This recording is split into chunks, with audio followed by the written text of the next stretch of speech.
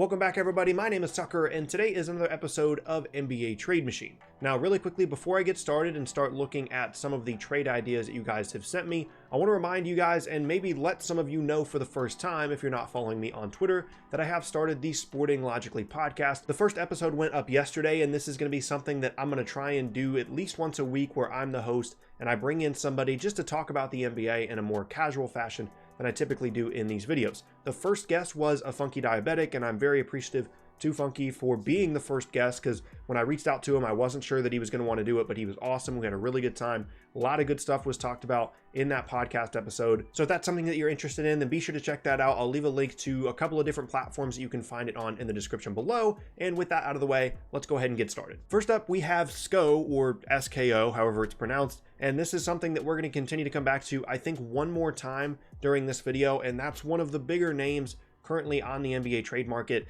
and that is Dennis Smith Jr. Now, it's a little bit slower of a trade deadline this year, at least from what I can remember, because we had two big trades earlier than the trade deadline, one in the offseason, obviously being Kawhi Leonard, and then the other about a month and a half ago, if I can remember correctly, being the Jimmy Butler trade to Philadelphia. So Dennis Smith, with the situation with Luka and how he's kind of come out as their primary playmaker and forcing Dennis Smith off the ball more, there's been some chemistry issues there, so he's been rumored to be on the move very soon. And in this, SKO says Dallas gets Goran Dragic and Bam Adebayo and perhaps a second rounder in exchange for Dennis Smith Jr. and Wes Matthews' expiring contract. Now, at first, this is really interesting to me, because even though Dennis Smith and Dragic obviously play the same position, they're both ones, they're both point guards, Dragic can play off the ball a little bit better than Dennis Smith can, and I think is a little bit more comfortable doing that. Also, Dragic and Luka Doncic have a good amount of international experience together, and they've been very successful as a duo. I do want to make it clear, because I know I'm going to talk about Dennis Smith a good amount in this video. I'm going to talk about his ability to play off the ball, but he's actually been pretty good off the ball this year. His three-point percentage is up, and it's not anything outstanding, but I think it has more to do with the role that he's in, that he's frustrated with, and he might not be fulfilling the way that Dallas wants him to, more so than just his complete inability to shoot, because I don't think that's entirely the case. And the reason I like this trade is because it does have some salary cap implications for Miami. They need to get out from under some money, because they're kind of a middling team with one of the higher payroll figures in the league. And then obviously Dennis Smith helps them moving forward, and Wes Matthews is an expiring contract for them. For Dallas, I already talked about the benefit of having Dragic. Bam Adebayo is going to be really good for them at the 5, but that's also kind of where I have an issue with this deal, because I don't think Miami would give up Bam. At least I think they would really hesitate to. I think he's the future of the 5 spot for Miami. Hassan Whiteside is, I hate watching him play, and I'm not a big Hassan Whiteside fan. I think they're probably a little bit frustrated with him as well, and I don't think he's in their future plans. So to trade Bam Adebayo, even for a player like Dennis Smith that is young and has some potential, I think would be a questionable move for them, and I don't think that they would really be all that interested in that, especially as a team that's creeping up the Eastern Conference standings and looks to be a playoff team. So that's kind of the part that I'm questioning, but I think Wes Matthews helps them in an immediate sense as well as a salary cap sense. Obviously, Dennis Smith can be good for them now as well as continue to progress in the future, and just move some pieces around for them, gets them out from under some salary. Again, I just question the Adebayo part. Next up, Christopher has a 3-team deal that he sent to me over on Twitter that he says is a win-win for everyone. The Bulls would receive Enes Kanter, Wes Matthews, and Dwight Powell. The Knicks would receive Jabari Parker, Felicio, and Dennis Smith Jr. This is the other Dennis Smith trade, obviously. And the Mavericks would get Tim Hardaway Jr., Robin Lopez, and Frank Ntilikina.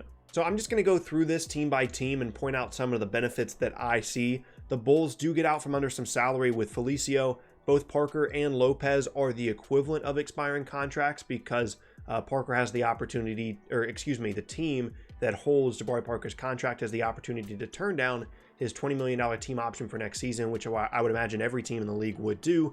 And then the Lopez thing isn't expiring. So Felicio, they get out from under some money. They get back a player that I think is really good in Dwight Powell, and I'm going to come back to him when I talk about the Mavs.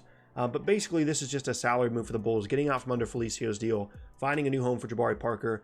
Maybe they could get a pick for this, but basically it's just salary implications for them. For the Knicks, obviously the big prize is Dennis Smith Jr. The problem that I have for them in this is taking on the somewhat big long-term money that is Felicio's contract. He has a couple years left. It's about $8 to $9 million a year on that deal, and the Knicks are a team, excuse me, that's going to be pursuing free agents this offseason and moving forward. So I don't really love that part of the deal for them.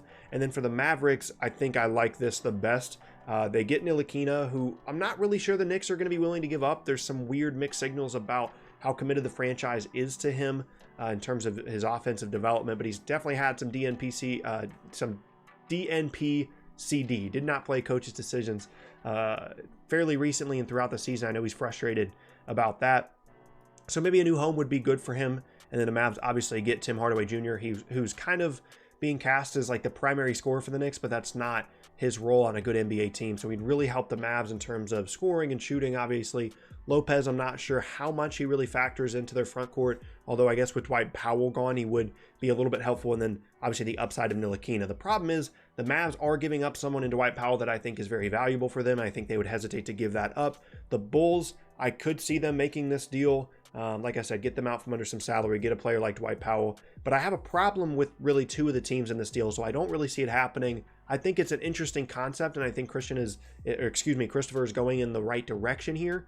But I think I have some issues with the Knicks taking on long-term money and also the Mavs giving up Powell. So I think it's interesting, but I do think it needs some work. Next up is a trade from Christian, and this once again involves the Knicks and the Bulls. The Kings would receive Enes Kanter and Courtney Lee. The Knicks would receive Jabari Parker and Zach Randolph, and the Bulls would receive Costa Koufos. For the Kings, the rationale would be that they get some role players to continue to help them push towards the playoffs, and guys that don't really threaten their long-term salary cap situation too much. For the Knicks, they get out from under Courtney Lee's money, which helps them in free agency moving forward because both Parker and Zach Randolph's deals essentially run out at the end of the season. I know, as I talked about earlier, Parker has an option. And then for the Bulls, I'm not really seeing why they would do this unless maybe they get a second somewhere, because they're basically just giving away Jabari Parker for another expiring deal. It doesn't really help them that much. And then going back to the Kings, I don't really know that they need any more players in the front court like Enes Kanter. They've already got Harry Giles, Willie Cauley-Stein, and Marvin Bagley in addition to Bjelica. So I don't really think that they're going to be looking for front court help, but I do like Courtney Lee for them, a guy that can shoot and can defend a little bit for them and definitely help them on the perimeter. But I'm just struggling to really see a clear reason for all three teams to do this deal, with the exception of, like I said, the Kings getting a little bit more depth on the perimeter, but then you have to counter that with why would they want Enes Kanter on their team. So this one, Christian, again, just like the last one, I like where you're going, but still a little bit questionable for a couple of teams. Next up, we have the first of two different Terrence Ross trades, and that's not something I really expected to talk about a ton, but for one, the trade deadline this year is a little bit dry, and for another, I think the Magic are starting to move closer and closer towards being sellers at the trade deadline for guys like Vucevic and Ross and trying to get value out of them rather than pushing for possibly having like a 30% chance of getting the 8th seed in the East. So in this scenario, Danny has the Bucks receiving Terrence Ross, while the Magic get Tony Snell, Sterling Brown, and a 2019 first. Now, initially, my opinion on this is I do like Terrence Ross for the Bucks. I think Terrence Ross is having a very good season. He can shoot, not the best defender, but a guy that you just like to have around for his scoring ability, shooting ability, and would obviously fit right in with the Bucks in terms of how often they want to shoot threes. My problem with this is two things. One, actually three things really. All the assets basically that the Bucks are giving up. Tony Snell, not great, not a great contract. Terrence Ross's contract does expire, so it helps them a little bit there. But I'm not really sure that you want to completely give up on Tony Snell and his ability to defend and shoot compared to just Terrence Ross's ability to shoot. Sterling Brown's an interesting young player. I'm not sure you want to completely give up on that. And they also can't trade their 2019 first, which we've talked about in previous videos. So maybe if it's a second or multiple seconds, you could start to work some things out. So I like the idea of the Bucks getting Terrence Ross. I think he fits in well, but I don't know that I would give up on Tony Snell, and I still think Sterling Brown is an interesting young player as well.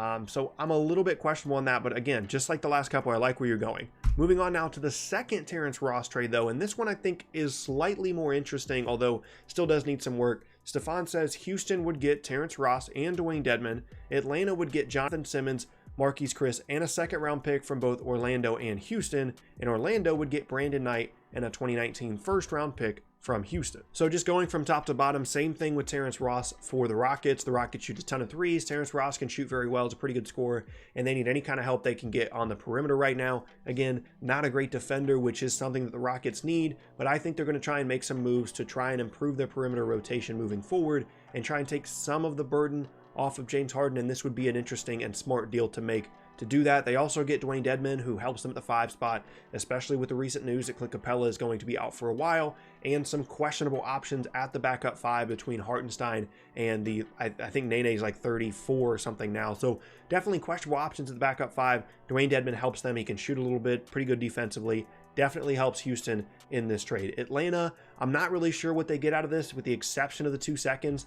Jonathan Simmons is an okay player, but probably don't want to pay him as much as he's getting paid. He's not getting paid a ton, but it's still not an ideal contract for a team like Atlanta that wants to have as little salary on the books as possible, unless they're getting big assets in exchange. Marquise Chris doesn't really matter here, but the 2 seconds are nice. And then Orlando gets the contract of Brandon Knight, which has one more more year on it. And then the 2019 first is really what they're getting out of this. So I think this is fair to each team. I'm not 100% sure that Houston would be willing to give up both the first and a second in this trade, even though Ross and Dedmon do both help them.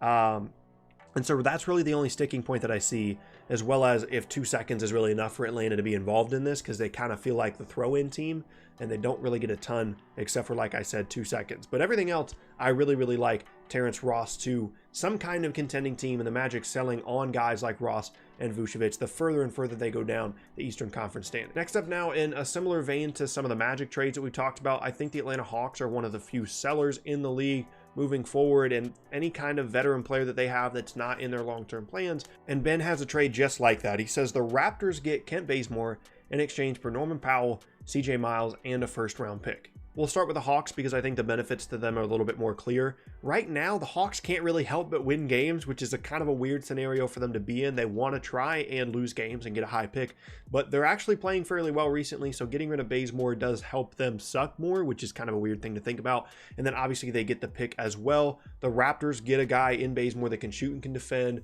is going to help their perimeter rotation even more and provide them even more depth, and it's just something that every contender is going to be looking for at the trade deadline in terms of guys that can play on the wing, don't need the ball, can play off the ball, can guard, and can shoot. The problem is they're giving up a fairly useful player in Norman Powell, a guy that I'm still kind of waiting on to come back to life in CJ Miles. He has played just absolutely awful this season, in pretty stark contrast to the last couple of seasons for him. He's been one of the better shooters in the league, and it just hasn't happened for him this year. And then obviously the first round pick as well. If I'm in the shoes of either of these teams, I'm definitely listening, and I'm probably taking this deal if I'm on either side. But I do think you have to think about it a little bit more if you're Toronto, just because CJ Miles could come back to life and give you 75-80% of Kent Bazemore gives you, and then Norman Powell is a fairly useful player as well, and then you're throwing in your pick. So I would probably hesitate a little bit if I'm Toronto, but ultimately take it. And if I'm the Hawks, I would definitely take it initially. But with all that said, that is going to be the end of another episode of NBA Trade Machine. Just like always, if you have any trades that you would like for me to look over,